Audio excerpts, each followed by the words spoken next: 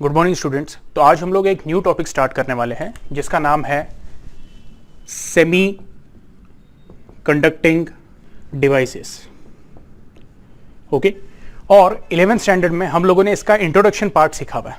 Okay, और वो किस में सीखा है? So we have actually studied in the topic semi conductors.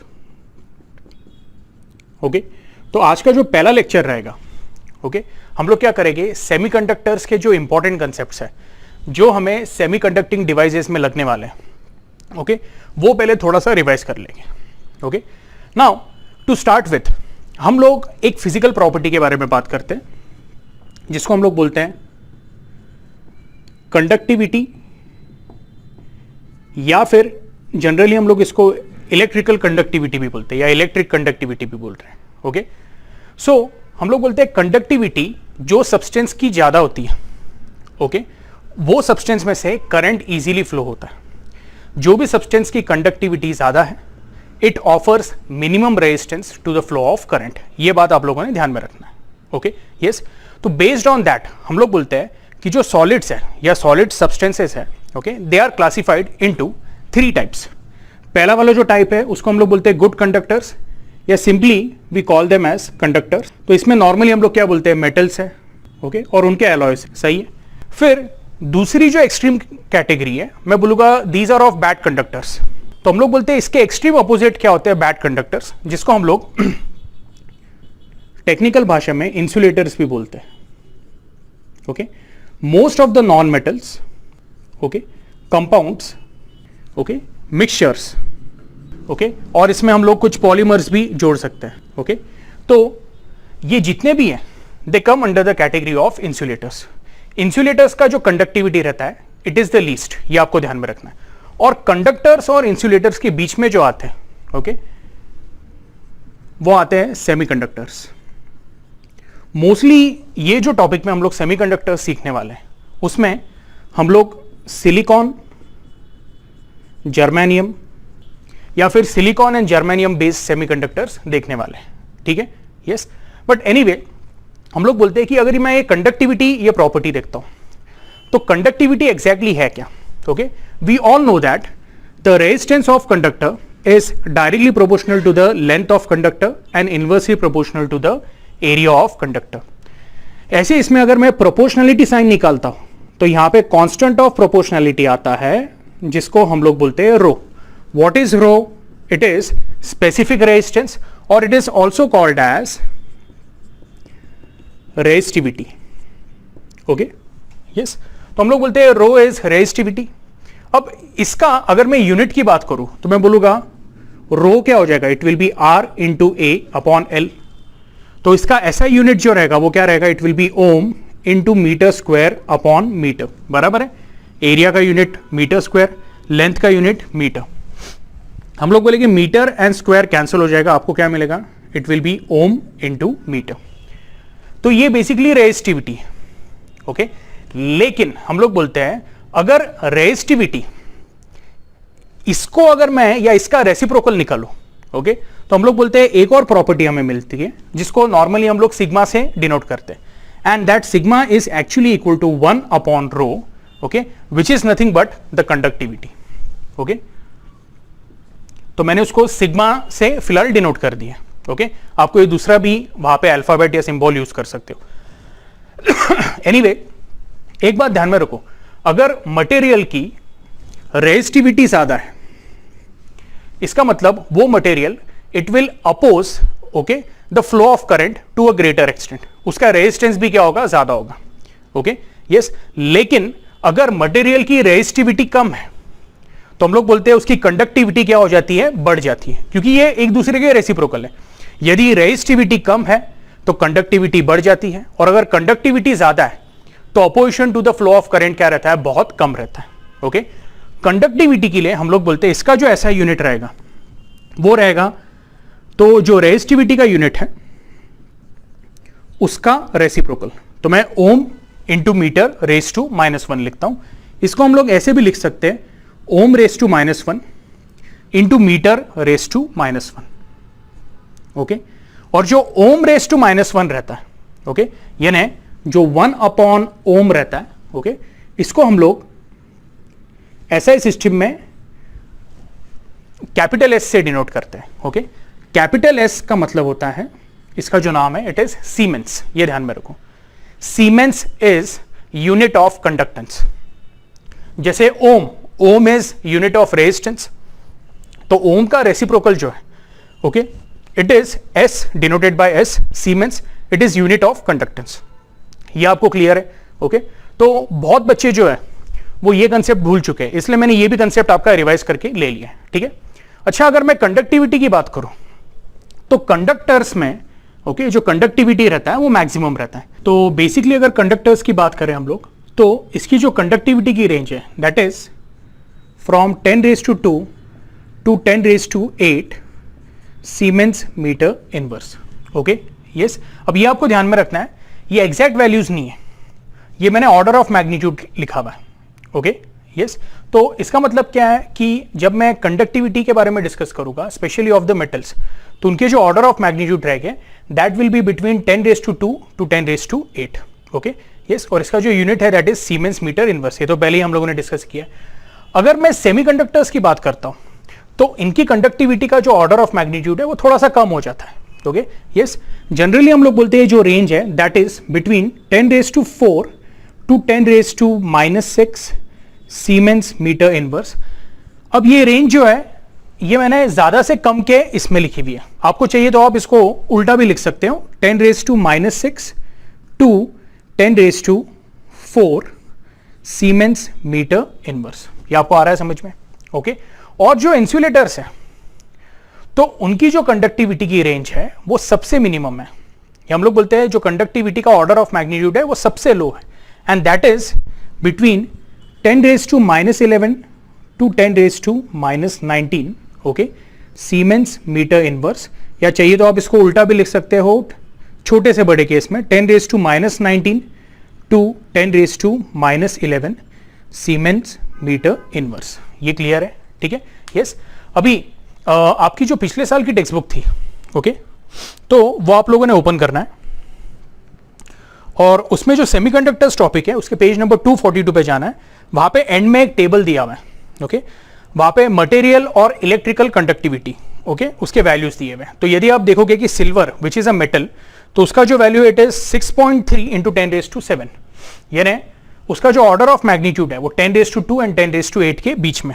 उसके बाद कॉपर जो है उसका जो हम लोग बोलते हैं कंडक्टिविटी इट इज 5.96 इंटू 10⁻⁷, उसका भी जो ऑर्डर ऑफ मैग्नीट्यूड है 10⁻⁷, इट इज बिटवीन 10⁻² एंड 10⁻⁸।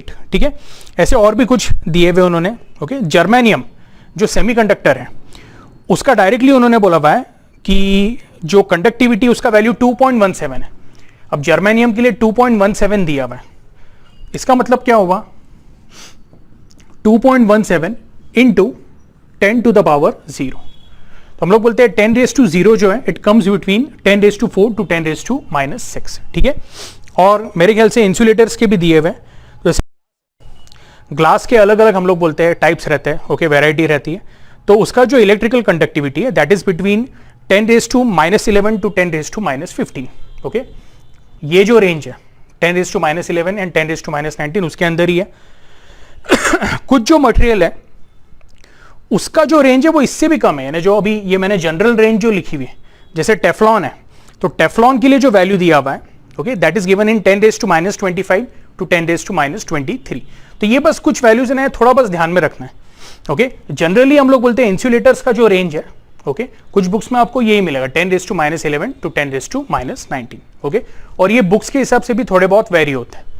ठीक है, आई होप आपको ये समझ में आया है। ठीक है, अब मेटल्स में कंडक्टिविटी बहुत ज्यादा है, या जो गुड कंडक्टर्स रहते हैं उसकी कंडक्टिविटी बहुत ज्यादा है, सेमीकंडक्टर्स की जो कंडक्टिविटी है वो थोड़ी मीडियम है, और इंसुलेटर्स की जो कंडक्टिविटी वो इतनी पुअर क्यों है।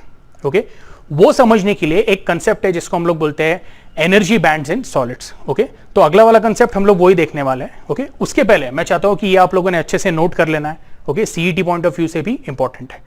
तो जैसे मैंने कहा था, कंडक्टिविटी अगर आपको प्रॉपरली समझनी है कि कोई सब्सटेंस की कंडक्टिविटी ज्यादा क्यों है या कोई सब्सटेंस की कंडक्टिविटी कम क्यों है, तो आपको ये कंसेप्ट बहुत अच्छे से पता होना चाहिए, और इसको हम लोग बोलते हैं energy bands in solids.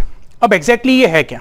Okay, तो ये समझाने के लिए मैं एक मैग्नीशियम एटम कंसीडर करता हूं। मैग्नीशियम का जो एटॉमिक नंबर है दैट इज 12, और इसके अगर इलेक्ट्रॉनिक कॉन्फ़िगरेशन की बात करूं तो मैं बोलूंगा एकदम सिंपल वे में इट इज 282, यानी मैं एकदम डिटेल में नहीं जा रहा हूं 1s2, 2s2, 2p6, ये सब नहीं बोल रहा हूं। मैं यहां पे सिंपल बता रहा हूं कि मैग्नीशियम एटम के फर्स्ट ऑर्बिट में 2 इलेक्ट्रॉन्स है, सेकंड ऑर्बिट में 8 इलेक्ट्रॉन्स है, और थर्ड ऑर्बिट में अगेन इट इज 2 इलेक्ट्रॉन्स।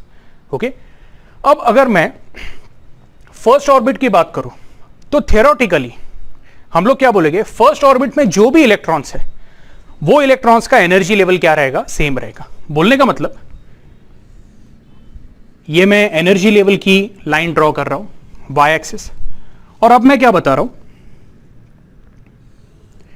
कि ये जो फर्स्ट लाइन है this is the energy level for the first orbit, और ये फर्स्ट ऑर्बिट में हम लोग बोल रहे हैं 2 इलेक्ट्रॉन है, तो टेक्निकली दोनों जो इलेक्ट्रॉन है they will lie on the same energy level, बराबर है। ओके, ये लॉजिकल भी है।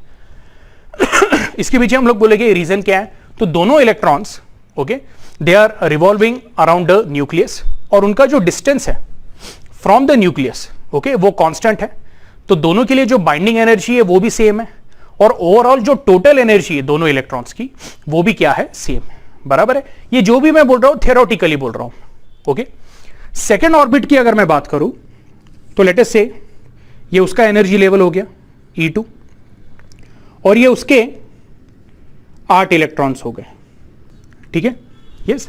तो ये जो 8 इलेक्ट्रॉन्स है ये भी हम लोग क्या बोलेंगे, they will be at the same energy level theoretically. Okay, yes. और जो लास्ट ऑर्बिट है उसका एनर्जी लेवल लेट अस से मैं बोलता हूं इट इज E3, और अगेन उसमें कितने इलेक्ट्रॉन्स हैं, 2 इलेक्ट्रॉन्स हैं, तो वो 2 इलेक्ट्रॉन्स को भी मैं सेम एनर्जी लेवल पे दिखाऊंगा।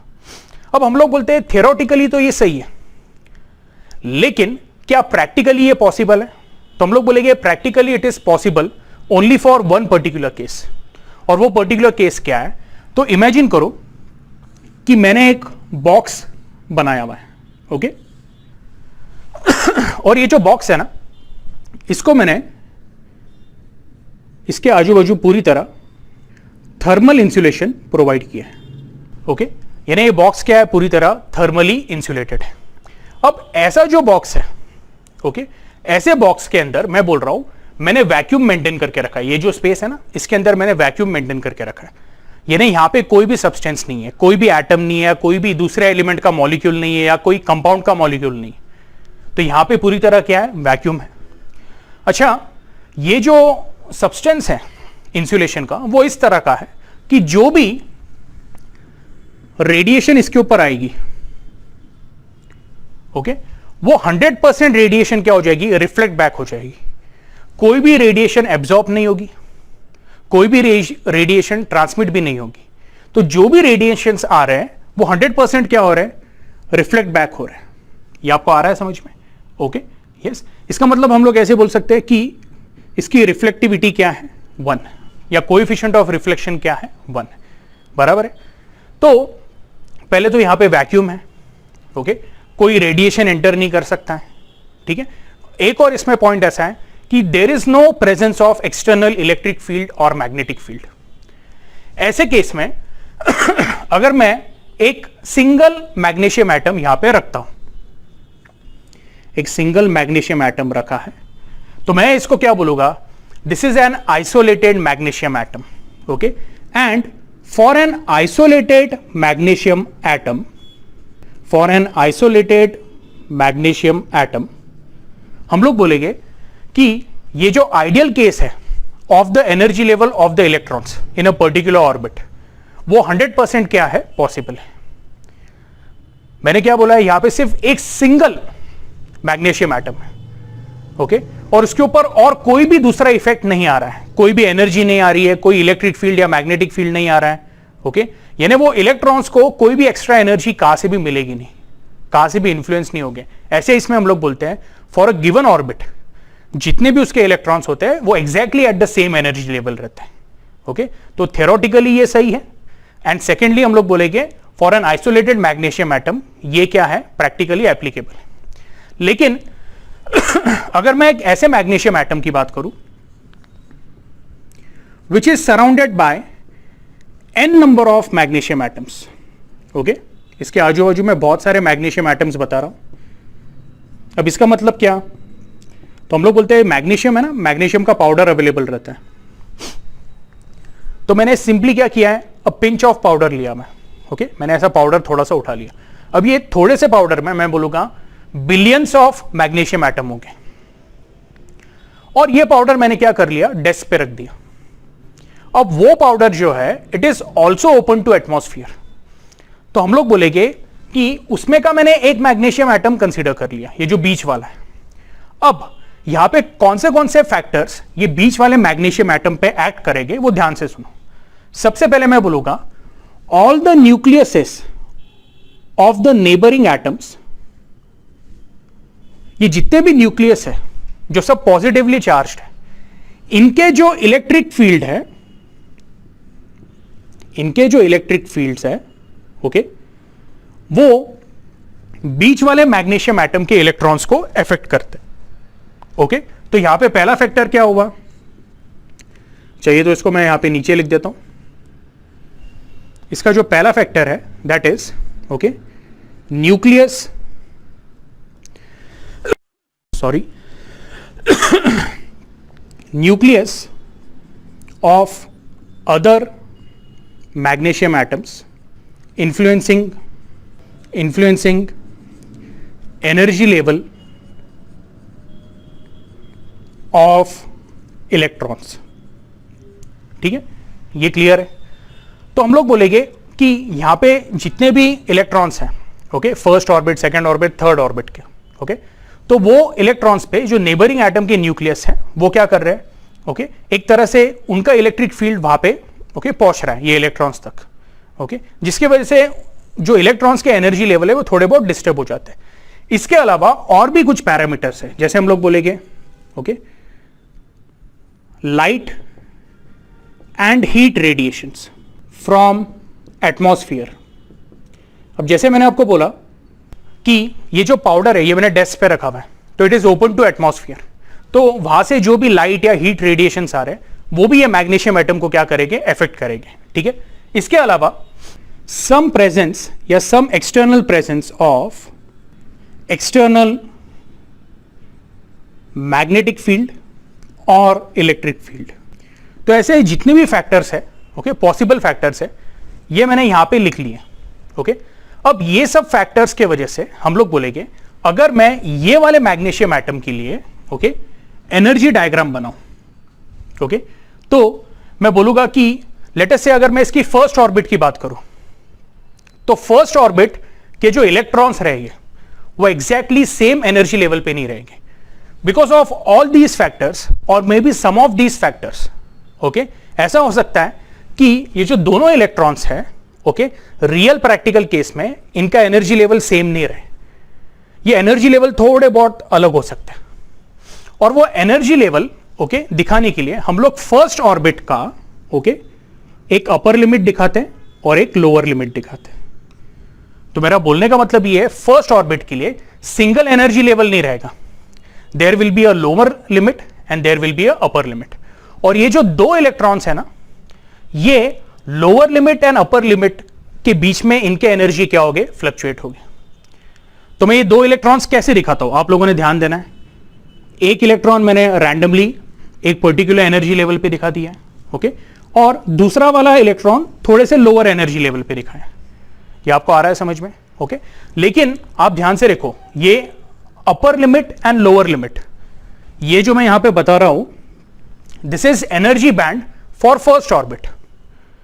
तो एनर्जी बैंड में हम लोग बोलते हैं एक लोअर लिमिट होता है और एक अपर लिमिट रहता है, and with in this energy band हम लोग बोलेंगे इलेक्ट्रॉन्स का एनर्जी लेवल रहेगा फॉर प्रैक्टिकल केस, ओके। तो यहां पे मैं टाइटल क्या दूंगा, okay, for you can say magnesium atom in practical case. अब आप बोलोगे सर क्या यही पॉसिबिलिटी है, मैं बोलूंगा नहीं, बहुत सारे पॉसिबिलिटी है। ये जो इलेक्ट्रॉन है, ये इलेक्ट्रॉन अपर लिमिट पे भी हो सकते हैं, लाइक दिस, यानी दोनों के दोनों इलेक्ट्रॉन्स जो है उसमें से एक इलेक्ट्रॉन अपर लिमिट पे, एक इलेक्ट्रॉन जो है वो लोअर लिमिट पे भी हो सकता है, ठीक है, यानी मैक्सिमम लिमिट जो है हम लोग बोलते हैं, ओके, उसके ऊपर भी ये इलेक्ट्रॉन्स रह सकते हैं। ऐसा भी हो सकता है कि ये भी इलेक्ट्रॉन जो है वो अपर लिमिट पे, ये भी ध्यान में रखो। देखो मैंने क्या बोला है कि जो इलेक्ट्रॉन्स है इनका एनर्जी लेवल फ्लक्चुएट होते रहता है because of all these factors. ऐसा भी कोई टाइम इंस्टेंट हो सकता है जब दोनों इलेक्ट्रॉन्स जो है सेम एनर्जी लेवल पे, ओके, ये भी आपने ध्यान में रखना है। यानी ये एक पॉसिबल केस कैसे बनाऊंगा मैं, तो एक इलेक्ट्रॉन जो है मैंने उसको ऐसे बना दिया, दूसरा इलेक्ट्रॉन सेम एनर्जी लेवल पे बना दिया, हो सकता है at a particular time instant, ठीक है। ऐसा भी हो सकता है कि दोनों जो इलेक्ट्रॉन्स हैं both are at lower energy level, okay. तो आई होप आपको समझ में आ गया मैं क्या बोलना चाहता हूं कि जो इलेक्ट्रॉन्स है they will be either on the energy levels और बिटवीन द एनर्जी लेवल, लेकिन ये एनर्जी लेवल को क्रॉस नहीं कर सकते। यानी फर्स्ट ऑर्बिट का इलेक्ट्रॉन मैं ये एनर्जी बैंड के बाहर नहीं दिखा सकता, ओके। दोनों इलेक्ट्रॉन्स मुझे कुछ इस तरह से दिखाने पड़ेंगे। आई होप ये क्लियर है। सिमिलरली मैं बोलूंगा कि जो सेकेंड ऑर्बिट है, सेकेंड ऑर्बिट के जो एनर्जी लेवल है उसको मैं E2 बोलता हूं, और उसके जितने भी इलेक्ट्रॉन्स हैं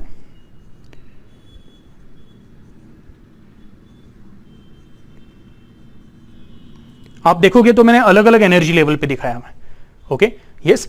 लेकिन upper limit and lower limit इनके बीच में, ओके, या इनके ऊपर ही ये 8 इलेक्ट्रॉन्स हैं। इसके ऊपर मैंने एक भी इलेक्ट्रॉन नहीं दिखाया, इसके नीचे एक भी इलेक्ट्रॉन नहीं दिखाया। सिमिलरली जो थर्ड ऑर्बिट रहेगा उसके लिए भी एक एनर्जी बैंड रहेगा, और रैंडमली मैं इलेक्ट्रॉन्स के एनर्जी लेवल दिखा देता हूं। तो ये पूरे डिस्कशन का बॉटम लाइन ये है, ओके, कि थियोरेटिकली आप बोल सकते हो कि जो इलेक्ट्रॉन्स है for a given orbit they are at same energy level, okay, yes. लेकिन प्रैक्टिकली हम लोग बोलते हैं, okay, for a given orbit there is no single energy level but there is a energy band, यानी एक energy range है। वो energy range के अंदर ही इलेक्ट्रॉन्स हम लोग रिप्रेजेंट करते हैं, ओके। और जब मैं ऐसे बताता हूं ना कि इलेक्ट्रॉन थोड़ा ऊपर है, ऊपर यानी क्या, तो ये इलेक्ट्रॉन के हिसाब से ये इलेक्ट्रॉन ऊपर है, इसका मतलब मैं बता रहा हूं उसका एनर्जी लेवल थोड़ा ज्यादा है, ओके। तो this is representation of electrons या representation of energy of electrons at different orbits या इन डिफरेंट ऑर्बिट्स। ये क्लियर है आप लोगों को, ओके। तो इसको आप लोगों ने क्या करना है, अच्छे से नोट डाउन करना है, ठीक है। अच्छा, इसमें एक और बात मुझे बतानी है कि फॉर मैग्नीशियम एटम हम लोग बोलेंगे कि फर्स्ट ऑर्बिट और सेकंड ऑर्बिट जो है इसको हम लोग बोलेंगे इनर ऑर्बिट्स। क्या बोलेंगे, इनर ऑर्बिट्स। और ये जो हम लोग बोलते हैं लास्ट वाला ऑर्बिट है जिसमें 2 इलेक्ट्रॉन्स है, इसको हम लोग बोलते हैं आउटर ऑर्बिट। तो जब मैं इनर ऑर्बिट्स की बात करता हूं, okay, inner orbits plus nucleus, okay, ये दोनों मिला के होता है कोर ऑफ एन एटम। ये चीजें ध्यान में रखनी है आप लोगों ने, इनर ऑर्बिट्स प्लस न्यूक्लियस। यानी ऐसा भी हो सकता है कि कोई जो एटम है उसमें 3 या 4 या 5 ऑर्बिट्स है, तो यदि उसमें 5 ऑर्बिट्स है तो पहले 4 ऑर्बिट्स जो रहेंगे उनको मैं इनर ऑर्बिट्स बोलूंगा, और जो 5वां ऑर्बिट है वो आउटर मोस्ट ऑर्बिट रहेगा, okay, yes. Outer most orbit लिखेंगे हम लोग, इसको प्लूरल नहीं लिख सकते, ओके। मैंने अभी थोड़ी देर पहले ऑर्बिट्स लिखा था, एक्चुअली ऑर्बिट आएगा, ओके। तो inner orbits plus nucleus is called as core of an atom and the outermost orbit is called as valence orbit. क्या बोलते हैं हम लोग इसको, वैलेंस ऑर्बिट। ये बात आप लोगों ने ध्यान में रखना है, ओके। और जो वैलेंस ऑर्बिट का एनर्जी लेवल है या एनर्जी बैंड है that is called as valence band, ठीक है।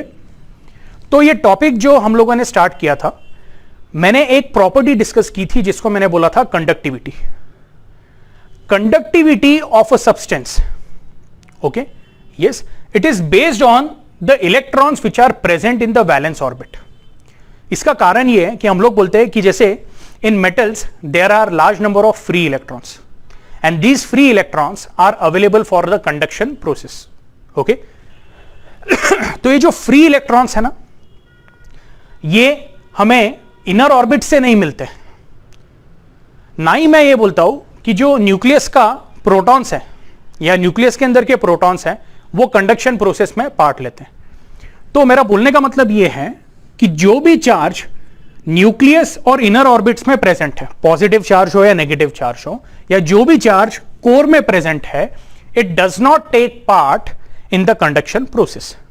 कंडक्शन प्रोसेस में पार्ट लेने के लिए हम लोग बोलते हैं the charge which is present या the electrons which are present in the outermost orbit, okay, या valence orbit, they only take part in the conduction process. ठीक है, और इसलिए उनको हम लोग क्या बोलते हैं, we call them as valence electrons. Okay, yes, लेकिन क्या ये वैलेंस इलेक्ट्रॉन्स हमेशा तैयार रहता है कंडक्शन प्रोसेस के लिए? ओके, तो ये समझने के लिए हमें एक और कंसेप्ट समझना है, that is okay forbidden energy gap, valence band and conduction band. ठीक है, तो मैं चाहता हूं कि पहले आप ये अच्छे से नोट कर लो, इसके बाद हम लोग फोरबिडन एनर्जी गैप का कंसेप्ट देखेंगे। ओके ओके, तो अभी हम लोग जो कंसेप्ट स्टार्ट करने वाले हैं that is called as forbidden energy gap. थोड़ी देर पहले हम लोगों ने यह समझा था कि जो इनर मोस्ट ऑर्बिट्स होते हैं और न्यूक्लियस होता है, तो उनके अंदर जो भी चार्जेस हैं यानी प्रोटॉन्स या electrons, okay, yes, they don't take part in the conduction process. Only the electrons which are present in the outermost orbit, okay, यानी जिनको हम लोग वैलेंस ऑर्बिट बोलते हैं, वही जो इलेक्ट्रॉन्स है they take part in the conduction process.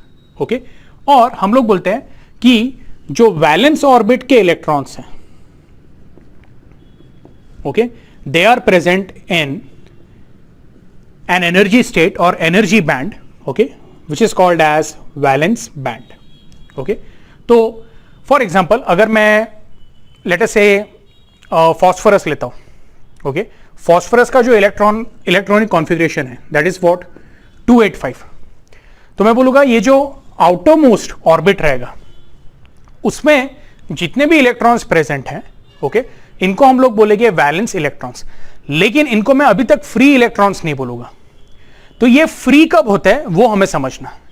Okay, फिलहाल बस ध्यान में रखो, इनको मैं क्या बोलूंगा, okay, I will call them as valence electrons. Okay, तो अगर मैं बोलता हूं कि 1 मिलियन, ओके, फॉस्फोरस एटम्स है, तो वैलेंस इलेक्ट्रॉन्स कितने हुए हैं?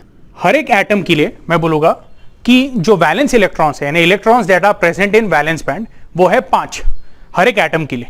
मैं बोलूंगा 1 मिलियन फॉस्फोरस एटम्स के लिए हम लोग बोलेंगे टोटल कितने रहेंगे, फिर 5 मिलियन वैलेंस इलेक्ट्रॉन्स रहेंगे। अगर मैं ओके मैग्नीशियम की बात करता हूं तो मैग्नीशियम का इलेक्ट्रॉनिक कॉन्फ़िगरेशन है 282, तो 1 मिलियन मैग्नीशियम एटम्स के लिए मैं बोलूंगा वैलेंस इलेक्ट्रॉन्स कितने रहेंगे, there will be okay 2 million valence electron. एक एटम के लिए 2 वैलेंस इलेक्ट्रॉन्स है, 2 electrons in the valence orbit. Okay, तो हम लोग बोलेंगे कि वैलेंस इलेक्ट्रॉन्स कितने रहेंगे, 2 मिलियन इलेक्ट्रॉन्स। फिर आप बोलोगे कि सर देन वो लॉजिक से 5 मिलियन वैलेंस इलेक्ट्रॉन्स फॉस्फोरस के लिए, ओके, और यहां पे सिर्फ 2 मिलियन इलेक्ट्रॉन्स हैं, फिर भी हम लोग बोलते हैं कि metals are good conductors and non metals they are bad conductors. तो इसके पीछे कारण क्या है? ओके, तो अब मैं वैलेंस बैंड के अंदर फॉर अ गिवन एटम, ये एटम किसका भी हो सकता है, ओके, मैं यहां पे कुछ डॉट्स दिखा देता हूं। ये डॉट्स क्या इंडिकेट कर रहे हैं? This dots are indicating okay electrons in valence band. ये आपको आ रहा है समझ में, या इलेक्ट्रॉन्स इन वैलेंस ऑर्बिट। तो क्वेश्चन ये है कि ये इलेक्ट्रॉन्स ओके कंडक्शन के लिए कब अवेलेबल होते हैं? ओके, तो उसके लिए आंसर ऐसा है कि हम लोग बोलते हैं कि वैलेंस बैंड के ऊपर भी एक एनर्जी बैंड रहता है, वो एनर्जी बैंड को हम लोग बोलते हैं कंडक्शन बैंड। क्या बोलते हैं? We call it as conduction band. जब तक वैलेंस इलेक्ट्रॉन्स को या वैलेंस बैंड के जो इलेक्ट्रॉन्स है उसके अंदर जो इलेक्ट्रॉन्स है, ओके, अब ये बात समझ लो, ये एक एटम के लिए नहीं है, ये मैं जितने भी एटम्स है उनके सबके मैं वैलेंस इलेक्ट्रॉन्स बता रहा हूं, और वो सब ऑलमोस्ट सेम एनर्जी लेवल पे हैं, ओके, इसलिए उनको मैंने बहुत सारे यहां पे इलेक्ट्रॉन्स दिखाए हुए। ओके, तो ये इलेक्ट्रॉन्स तब तक कंडक्ट नहीं करेंगे जब तक वो एक्साइट होके कंडक्शन बैंड में एंटर ना हो। ये ने हम लोग बोलते हैं कि यदि ये इलेक्ट्रॉन्स को कुछ एनर्जी मिलती है कोई भी फॉर्म में, either in the form of heat or in the form of electromagnetic radiation or in the form of light, जब तक ये इस प्रकार की एनर्जी उन्हें कुछ प्राप्त नहीं होती है तब तक वो एक्साइट होके कंडक्शन बैंड में नहीं जाते।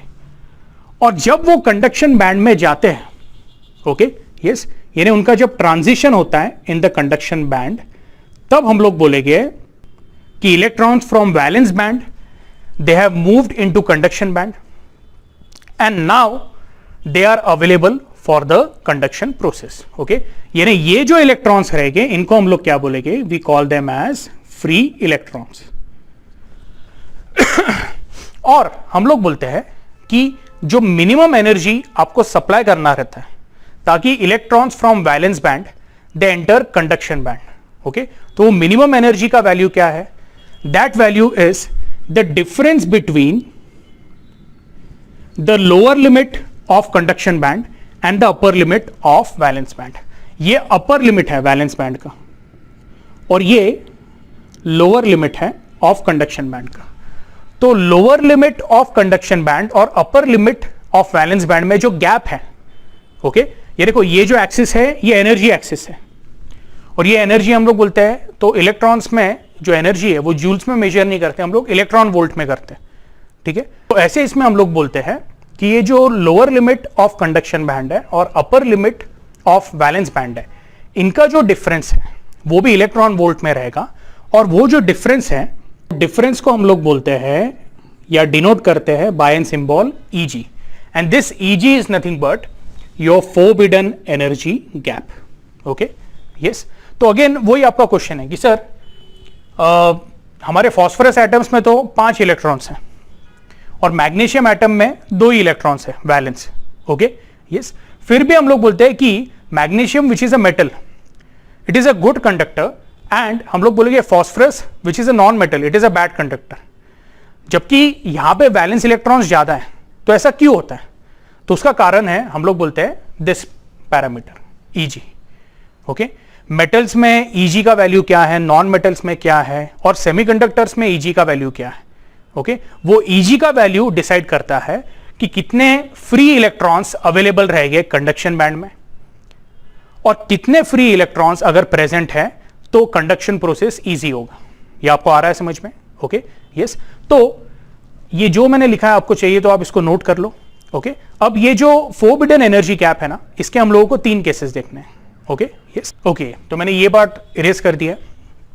तो जैसे हम लोग डिस्कस कर रहे थे कि जो मेटल्स हैं भले इनमें वैलेंस इलेक्ट्रॉन्स कम है, ओके, वैलेंस इलेक्ट्रॉन्स यानी electrons which are available in valence band और वैलेंस ऑर्बिट, फिर भी हम लोग बोलते हैं why they are good conductors. Okay, तो ये समझने के लिए मैं यहां पे 3 डायग्राम बनाने वाला हूं। पहला वाला जो डायग्राम है that is for non metals. Okay, तो हम लोग नॉन मेटल से स्टार्ट करेंगे, फिर सेमीकंडक्टर्स पे जाएंगे, ओके, एंड फिर लास्ट में will discuss about metals.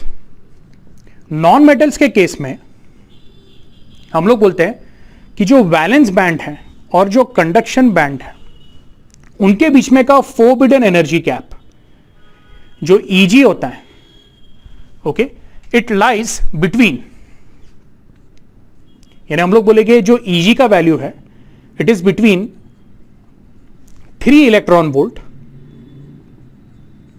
And 15 electron volt.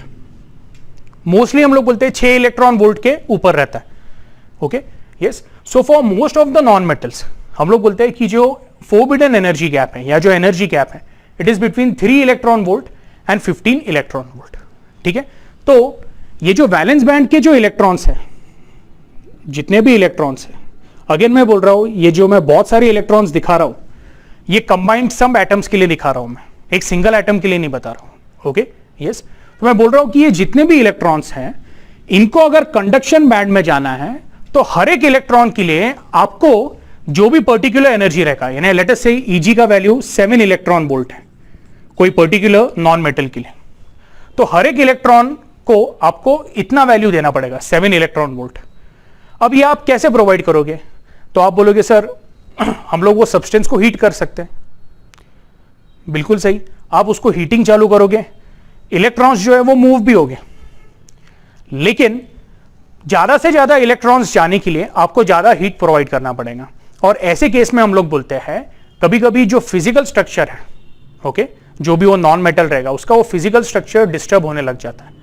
बहुत बार तो हम लोग बोलते हैं कि उसका प्लास्टिक फॉर्म स्टार्ट हो जाता है और उसके आगे उसका मेल्टिंग प्रोसेस भी चालू हो जाता है, ओके, जिसकी वजह से हम लोग बोलते हैं कि जो आपके नॉन मेटल्स है या जो इंसुलेटर्स है, okay, yes, they are not good conductors of electricity. क्योंकि कितना भी आप एनर्जी प्रोवाइड भी करो, स्टिल हम लोग बोलेंगे very few electrons they will transit from valence band to conduction band. Reason क्या है? फोरबिडन एनर्जी गैप का वैल्यू बहुत ज्यादा है। अब बात करते हैं सेमीकंडक्टर्स की, ओके। तो ये जो मैंने अभी बताया था ये किसके लिए था? This was for insulators, okay.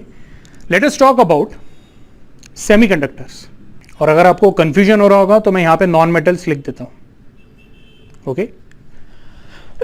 For semiconductors मैं बोलूंगा जो वैलेंस बैंड है और कंडक्शन बैंड जो है ना, ओके, वो काफी क्लोज है और उनके बीच में का जो फोरबिडन एनर्जी गैप है, यस, वो फोरबिडन एनर्जी गैप उसका value is less than 3 electron volt. 3 electron volt से भी क्या है? कम है। तो ऐसे केस में हम लोग बोलते हैं, ओके, यस, कि ये जो आपके सेमीकंडक्टर्स है इसको अगर आप एटमॉस्फेरिक टेम्परेचर से भी अगर आप एक्सपोज करते हो, ओके, तो एटमॉस्फेयर से ये हीट एनर्जी लेता है और इसके जो इलेक्ट्रॉन्स हैं वो इजीली क्या कर लेते हैं? कंडक्शन बैंड में चले जाते हैं, ओके, यस। ये आपको आ रहा है समझ में? ओके। तो हम लोग बोलते हैं कि एटमॉस्फेरिक टेम्परेचर पे भी, ओके, कुछ जो इलेक्ट्रॉन्स हैं वो एक्साइट होकर कंडक्शन बैंड में चले जाते हैं। इसलिए हम लोग बोलते हैं कि यहां पे जो कंडक्टिविटी है it is not the best but it is better then what? Insulators, okay. और ये बात ध्यान में रखो कि जब ये ट्रांजिट करते हैं, ओके, यानी जब ये जंप करेंगे टू कंडक्शन बैंड, ओके, तो मिनिमम उनको जो भी ईजी का वैल्यू रहेगा, यानी 3 इलेक्ट्रॉन वोल्ट से कम है, तो हर एक इलेक्ट्रॉन को उतना मिनिमम एनर्जी लगेगा। फॉर एग्जाम्पल अगर मैं बोलता हूं कि लेट अस से अगर सिलिकॉन के लिए ईजी का वैल्यू 1.5 इलेक्ट्रॉन वोल्ट है, हर एक इलेक्ट्रॉन को उतना एनर्जी लगेगा, ओके। हालांकि हर एक इलेक्ट्रॉन को उतना मिलता नहीं है और हम लोग बोलते हैं कि यहां पे सपोज अगर 1 लाख इलेक्ट्रॉन्स है ओवरऑल, तो उसमें से कुछ हंड्रेड्स या 1000 में ही इलेक्ट्रॉन्स कंडक्शन बैंड में जाते हैं, ओके। इसलिए भले ही electrons are available in conduction band लेकिन उनका कंडक्टिविटी बहुत ज्यादा नहीं होता है, ठीक है, यस। एक काम करते हैं, हम लोग मेटल्स के लिए डायग्राम देख लेते हैं और फिर आपको समझ में आएगा why metals, okay, they are good conductors of electricity और उनका कंडक्टिविटी इतना ज्यादा क्यों है as compare to semiconductors and insulators, okay, yes. But anyway, semiconductors we say still it is better than that of what? Insulators, okay. Now let us talk about metals. Metals के case में क्या होता है? जो आपका valence band है और जो कंडक्शन बैंड है, मैंने ब्लैक इससे बताया, ओके, यस। अब यहां पे जो मैं कंडक्शन बैंड बताने वाला हूं, ओके, उसको मैं रेड कलर से बताने की कोशिश करता हूं, ओके। तो मेटल्स के केस में वैलेंस बैंड और कंडक्शन बैंड है ना, लेट अस से ये वैलेंस बैंड है और ये कंडक्शन बैंड है, ओके। तो नॉन मेटल्स में इनके बीच में गैप ज्यादा था, सेमीकंडक्टर्स में ये गैप थोड़ा कम हो गया, ओके। नॉन मेटल्स में वैलेंस बैंड और कंडक्शन बैंड ये ओवरलैप हो जाते हैं, यानी ये कुछ दिखेगा इस तरह से, ओके। और ये जो बीच का स्पेस है ये ओवरलैपिंग का स्पेस है, ओके। तो बहुत बार ऐसा होता है कि जो वैलेंस बैंड के इलेक्ट्रॉन्स हैं, जो भी वैलेंस बैंड के इलेक्ट्रॉन्स हैं, they are simultaneously also present in what? Conduction band. आपको आ रहा है समझ में? ओके। वैलेंस बैंड के जो इलेक्ट्रॉन्स हैं they are also present in conduction band, okay. इसलिए हम लोग बोलते हैं कि जो ईजी की वैल्यू है इन केस ऑफ मेटल्स, ओके, ये आपका थर्ड डायग्राम है, ईजी की वैल्यू इज 0 और इट इज लेस देन 0। तो इमेजिन करो कि ये हमारा कंडक्शन बैंड है और ये वैलेंस बैंड है, ठीक है। और जैसे मैंने बोला है कि जो ईजी है, ईजी हम लोगों ने क्या बोला है? Difference between the lower limit of conduction band and upper limit of valence band, okay. तो अभी ये ईजी क्या है? पॉजिटिव है। जैसे जैसे ये दोनों क्लोज आते हैं, ओके, एक पॉइंट पे क्या होता है, lower limit of conduction band and upper limit of valence band, ये एक दूसरे को क्या करते हैं, टच कर लेते हैं। ऐसे केस में Eg का वैल्यू क्या हो गया, 0 हो गया। ठीक है, कुछ मेटल्स के केस में हम लोग बोलते हैं जो लोअर लिमिट है ओके ऑफ कंडक्शन बैंड और जो अपर लिमिट है वैलेंस बैंड ओके, तो ये जो लोअर लिमिट है ना वो अपर लिमिट ऑफ वैलेंस बैंड के भी नीचे चला जाता है। तो ऐसे केस में हम लोग बोलते हैं जो आपका Eg का वैल्यू है इट बिकम्स नेगेटिव। इसलिए हम लोगों ने यहां पे लिखा है Eg is less than 0, less than और इक्वल टू 0। ये आपको आ रहा है समझ में ओके। सो हम लोग बोलते हैं कि अगर Eg का value if it is less than 0 और इट इज इक्वल टू 0, इसके फायदे क्या है। तो हम लोग बोलते हैं कि जब मेटल्स नॉर्मल रूम टेम्परेचर पे भी रहते हैं ओके यस, तो in some cases electrons are always present simultaneously in valence band also and conduction band also. ये जो ओवरलैपिंग का रीजन है ना उसमें इलेक्ट्रॉन्स हमेशा प्रेजेंट है। तो इसकी वजह से हम लोग क्या बोलते हैं कि मेटल्स में ओके यस जो फ्री इलेक्ट्रॉन्स है हमारे ओके ये देखो, ये जो ऊपर के ये जो है ना शेडेड एरिया में जो इलेक्ट्रॉन्स बनाए मैंने, ये साइमल्टेनियसली अभी वैलेंस इलेक्ट्रॉन्स भी है plus they are also what, these are also free electrons. तो even at normal room temperature हम लोग बोलते हैं कि free electrons are available in case of metals okay.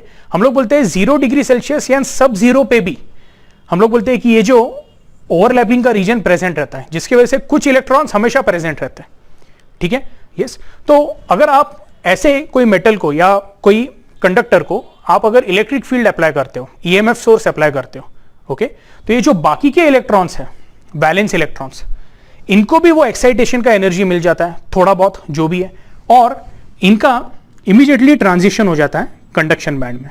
तो हम लोग बोलते हैं कि जैसे ही आप इलेक्ट्रिक फील्ड अप्लाई करते हो ओके, बाकी के भी जो हम लोग बोलते हैं वैलेंस इलेक्ट्रॉन्स है okay, they immediately move to conduction band and hence we say कि there are always free electrons okay, और वो फ्री इलेक्ट्रॉन्स इजीली अवेलेबल भी हो जाती है जब आप इलेक्ट्रिक फील्ड अप्लाई करते हो ओके, एंड हेंस वी से metals are very good conductors of electricity okay, they have very high conductivity।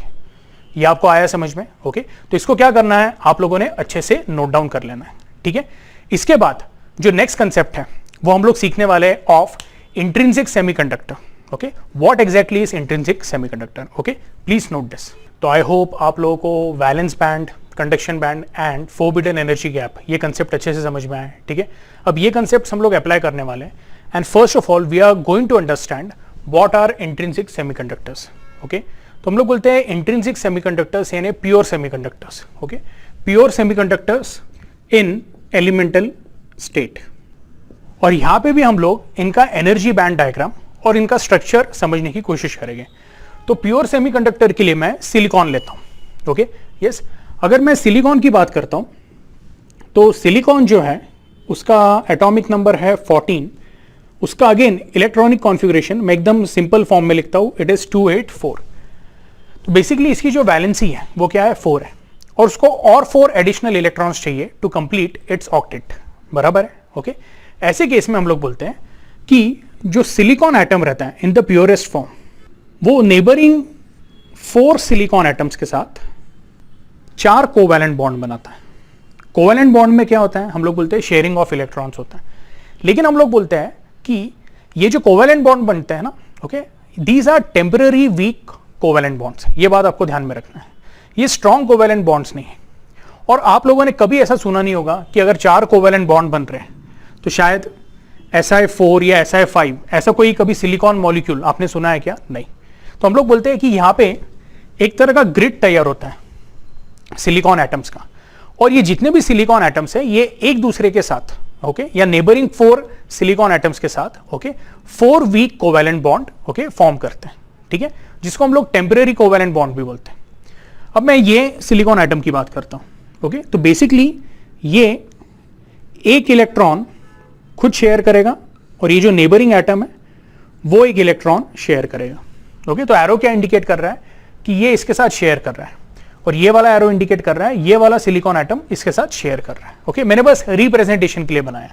Similarly यहां पे भी ये एक इलेक्ट्रॉन शेयर करेगा और ये वाला सिलिकॉन एटम भी एक इलेक्ट्रॉन शेयर करेगा लाइक दिस ओके।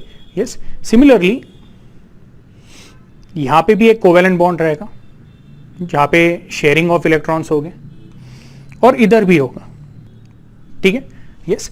अब रही बात ये सिलिकॉन एटम्स की, तो वो नेबरिंग 4 सिलिकॉन एटम्स के साथ कोवेलेंट बॉन्ड फॉर्म करेंगे। तो इस तरह से हम लोग बोलते हैं सिलिकॉन का एक ग्रिड फॉर्म होता है या स्ट्रक्चर फॉर्म होता है। अब मैं डायरेक्शन ऑफ शेयरिंग नहीं बता रहा हूं या कौन शेयर कर रहा है वो नहीं बता रहा हूं, मैं सिंपली बता रहा हूं कि ओके टेम्परेरी कोवेलेंट बॉन्ड्स इस तरह से फॉर्म होते हैं। तो ऐसे बहुत सारे डायग्राम्स आपको अलग अलग बुक्स में दिखेंगे, और आपको ये भी समझना है कि ये जो ग्रिड या नेटवर्क रहेगा वो 2 डायमेंशनल नहीं, वो 3 डायमेंशनल होता है। ओके, यस, बट एनीवे बोलने का मतलब क्या है कि ये जो भी कोवेलेंट बॉन्ड्स फॉर्म हो रहे हैं, ओके, जहां पे इलेक्ट्रॉन शेयर हो रहे हैं, वो टेम्परेरी कोवेलेंट बॉन्ड्स हैं, ठीक है। और जब ये इलेक्ट्रॉन्स कोवेलेंट बॉन्ड के अंदर है, तब अगर मुझे इनको एनर्जी बैंड डायग्राम में दिखाना है, तो मैं सबसे पहले एक वैलेंस बैंड बना देता हूं, और सिलिकॉन के लिए मैं यहां पे कंडक्शन बैंड बना देता हूं। और आपने देखा होगा कि मैंने ये डायग्राम में भी वैलेंस बैंड और कंडक्शन बैंड इनको थोड़ा क्लोज ही बताया हुआ है, क्योंकि सेमीकंडक्टर्स में Eg का वैल्यू बहुत ज्यादा नहीं रहता। अब एक बात आपको समझना है कि लेट अस से कि ये जितने भी जो सिलिकॉन एटम्स मैंने दिखाए हैं, ओके, ये सब के सब सिलिकॉन एटम्स जो है ना, ये फिलहाल आप समझ लो मैंने 0 डिग्री सेल्सियस पे रखे या उससे भी कम रखे हुए। तो ऐसे इसमें मैं बोलूंगा कि जितने भी इलेक्ट्रॉन्स रहेंगे ये अपने टेम्परेरी वैलेंस बैंड में अटके हुए हैं। मैं कौन से इलेक्ट्रॉन्स की बात कर रहा हूं? वैलेंस इलेक्ट्रॉन्स की। देखो, वैलेंस इलेक्ट्रॉन्स अलग टर्म है और फ्री इलेक्ट्रॉन्स अलग टर्म है। जब वैलेंस इलेक्ट्रॉन्स को ओके एनर्जी मिलती है, एक्साइटेशन की एनर्जी, ओके, उससे वो जब कंडक्शन बैंड में जाता है तब हम लोग उसको फ्री इलेक्ट्रॉन बुलाते हैं। तो अभी ये जितने भी इलेक्ट्रॉन्स दिख रहे हैं, okay, which are in temporary covalent bonds, okay, they are somehow held with the nucleus, या फिर न्यूक्लियस का इंफ्लुएंस उनके ऊपर अभी भी है।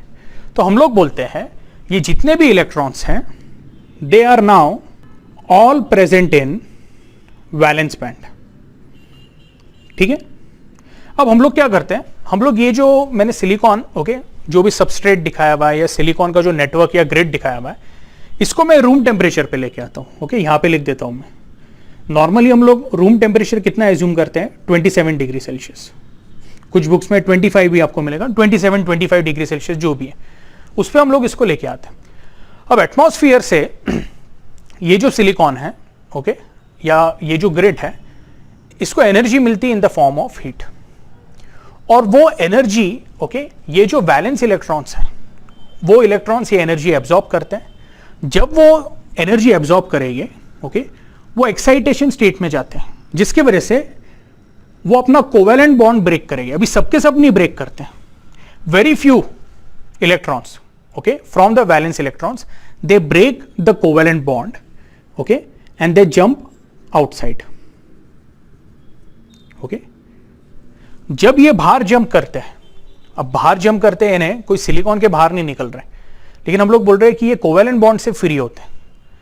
ये जब जंप करते हैं तो हम लोग बोलते हैं यहां पे वो एक वैकेंसी छोड़ के जाते हैं। तो वो वैकेंसी को मैं एक सर्कल से दिखा देता हूं, ओके। एक और मैं दिखा देता हूं कि ये वाला भी इलेक्ट्रॉन बाहर जंप कर रहा है,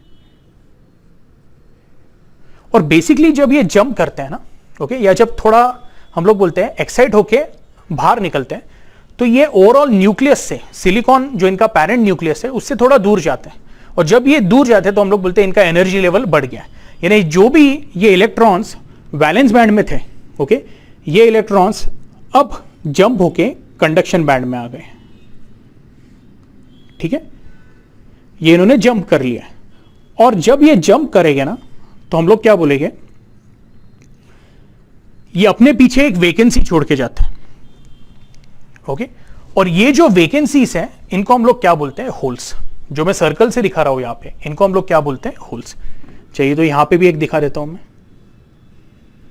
okay.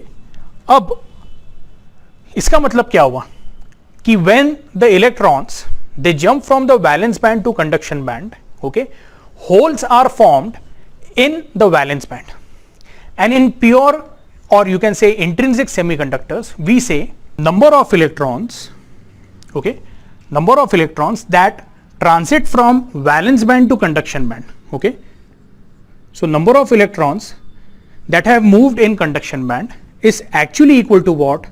Number of holes that are formed in valence band. ये आपको आ रहा है समझ में? Okay, yes. तो ऐसा समझ लीजिए कि अगर एक सिलिकॉन का मैंने एक कोई डिवाइस लिया हुआ है, pure intrinsic semiconductor, okay, yes, उसका मैंने एक पार्ट लिया हुआ है और हम लोग बोलते हैं उसको रूम टेम्परेचर पे रखा हुआ है। ओके, तो ये अभी बस मैं रिप्रेजेंटेशन बता रहा हूं। इसको अगर मैं एक इलेक्ट्रिक फील्ड अप्लाई करता हूं, ओके, तो एज यूजुअल जितने भी फ्री इलेक्ट्रॉन्स रहेंगे वो कंडक्शन बैंड में प्रेजेंट रहेंगे। ओके, ये देखो, ये जो मैंने बनाया ना, ये कंडक्शन बैंड है, दिस वन, इसके अंदर फ्री इलेक्ट्रॉन्स प्रेजेंट है और जितने फ्री इलेक्ट्रॉन्स कंडक्शन बैंड में प्रेजेंट है उतने ही होल्स भी हम लोग बोलेंगे वैलेंस बैंड में फॉर्म हुए। ओके, तो नॉर्मली हम लोग क्या बोलते हैं कि कोई अगर मेटेलिक वायर रहेगा तो मेटेलिक वायर में जो भी करंट फ्लो होता है that is due to flow of electrons. यानी हम लोग बोलेंगे कि जो इलेक्ट्रॉन्स हैं वो नेगेटिव से क्या होते हैं, रिपल होते हैं एंड पॉजिटिव की तरफ ट्रैवल करते हैं, बराबर है। लेकिन सेमीकंडक्टर्स में क्या होता है, ओके, अगर मैंने एक सेमीकंडक्टर का पार्ट लगाया मैं, तो हम लोग बोलते हैं जो इलेक्ट्रॉन्स फ्लो हो रहे हैं ना, वो इलेक्ट्रॉन्स कंडक्शन बैंड से तो मूव हो गए, क्योंकि हम लोग बोलते हैं कंडक्शन बैंड से मूव हो गए, यानी क्या, वो पहले से जो प्रेजेंट इलेक्ट्रॉन्स हैं उनको तो रिपेल करते हैं। तो हम लोग बोलते हैं कि एक जो करंट फ्लो होगा that will be due to the electrons that are present in conduction band. Okay, तो ये इलेक्ट्रॉन्स की वजह से जो करंट फ्लो होता है उसको हम लोग बोलते हैं आई। लेकिन ये होल्स जो है ना, इसकी भी एक स्पेसिफिक प्रॉपर्टी है। ये होल्स यानी क्या है, these are vacancies for free electrons. ये ने यहां पे ये जो होल है ना, ये खुद को ट्राई करता है कि किसी ना किसी तरह हम लोग कोई इलेक्ट्रॉन को बोरो करके खुद को फिल कर लें। यानी ये एक तरह से एक पॉजिटिव चार्ज जैसा एक्ट करता है। तो बोलने का मतलब क्या है कि जब इलेक्ट्रॉन्स फ्लो होना चालू हो गए तो इलेक्ट्रॉन्स के पास दो रास्ते हैं, कंडक्शन बैंड का रास्ता है और दूसरा रास्ता क्या है, कुछ इलेक्ट्रॉन्स जो है ना, ओके, वो ये होल्स में जंप करते हैं, क्योंकि ये होल्स उनको इन्वाइट करेंगे कि हमें आके फिल करो। तो हम लोग बोलते हैं कि कुछ इलेक्ट्रॉन्स ये रास्ते से भी जाते हैं, लेकिन जब ये इसको फिल करते हैं तो जो पीछे से इलेक्ट्रॉन्स आ रहे हैं वो इलेक्ट्रॉन्स ये वाले इलेक्ट्रॉन्स को ढकेलते हैं और फिर वो होल्स क्या करते जाते हैं, फिल करते जाते हैं। तो इस तरह से हम लोग बोलते हैं कि जो इलेक्ट्रॉन्स है उनको एक और रास्ता मिल जाता है due to the presence of hole, और उससे जो करंट फ्लो होता है वो करंट को हम लोग बोलते हैं, और जो टोटल करंट फ्लो होता है सेमीकंडक्टर्स में, ओके, हम लोग बोलते हैं total current that flows in semiconductor is actually equal to what, IE plus IH। ये आपको ध्यान में रखना है।